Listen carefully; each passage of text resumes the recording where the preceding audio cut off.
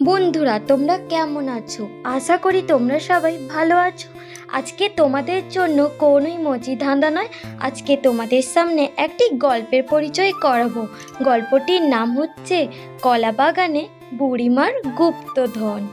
একটি প্রত্যন্ত গ্রামে বাস করত এক গরিব দুঃখিনী বুড়িমা।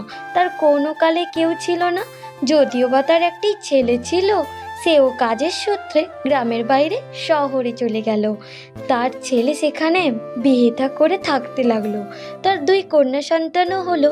এইভাবে তাদের দিন কাটলো, কিন্তু তারা আর গ্রামের বাড়িতে বুড়িমার কাছে ফিরে এলো না। বুড়িমার কথা মনে পড়লো না তাদের। আর এদিকে বুড়িমার কষ্টে দুঃখের দিন কাটতে লাগলো। বুড়িমা তার বাড়ির পাশে একটি বাগানে কলা গাছ লাগিয়ে তার পরিচর্যা করতে লাগলো। যেহেতু তার কাছে কেউ ছিল না, সে দিন রাত করে কলা বাগানের যত্ন ও পরিচর্যা করত। কয়েক মাস যেতেই না যেতে কলা বাগানে পরিপূর্ণভাবে কলা হলো। সেইটা দেখে বুড়িমা অত্যন্ত খুশি হয়ে গেল এবং ঈশ্বরকে ধন্যবাদ দিল এবং বুড়িমা বাড়ি চলে গেল। বাড়ি গিয়ে বুড়িমা দেখলো তার বাড়িতে দুইজন ছোট্ট ছোট্ট মেয়েরা খেলা করছে। বুড়িমা ওদের ডেকে জিজ্ঞাসা করলো, কে তোমরা এইখানে খেলা করছো? ওই মেয়েগুলো উত্তরে বলল, আমরা তোমার নাতনি গো বুড়িমা, আমরা এসেছি শহর থেকে। আমরা এসেছি তোমার সঙ্গে কয়েকদিন থাকবো বলে। আর তুমি বলো, তুমি কোথা থেকে এলে? তোমার এই গ্রামটি বেশ সুন্দর, আমাদের এই গ্রামটি ঘুরিয়ে দেখাবে কি বুড়িমা? বুড়িমা তখন বলল, আচ্ছা বেশ, চল আগে কিছু খেয়ে নেওয়া যাক, তারপর তোদের আমি দেখাবো আমার কলা বাগানটিও। তারা খেয়ে বিশ্রাম নিয়ে বেরিয়ে পড়ল গ্রামটি ঘুরে ঘুরে দেখতে এবং বুড়িমার কলা বাগানেও গেল তারা তো এইসব দেখেনি কখনো। দেখেই তো তারা পুরো অবাক।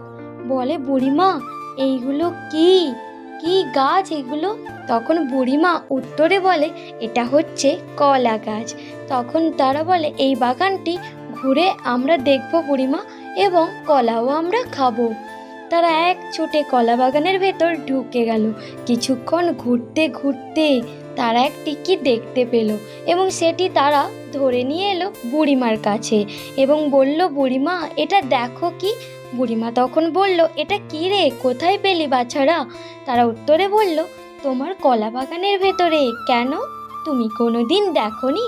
বুড়িমা বলল, না তো, কোনো দিন নজরে আসেনি। কিটা খুলে দেখতো। যখন তারা খুলে দেখে ওই বাক্সটির ভেতর গুপ্তধন, তখন তো তাদের চোখ ছানা বড়া। বুড়িমা তখন ঈশ্বরকে ধন্যবাদ জানায় আর তার নাতনিরা বলতে লাগে, আমরাও শহরে ফিরে গল্প করব সবার কাছে, গ্রামে এসে আমাদের এই অভিজ্ঞতার কথা। আজকের মতো এই পর্যন্ত বন্ধুরা। আমার এই স্টোরিটি কেমন লাগলো? যদি একটু হলেও ভালো লেগে থাকে তাহলে অবশ্যই আমার এই ছোট্ট চ্যানেলটিকে সাবস্ক্রাইব করে রেখো।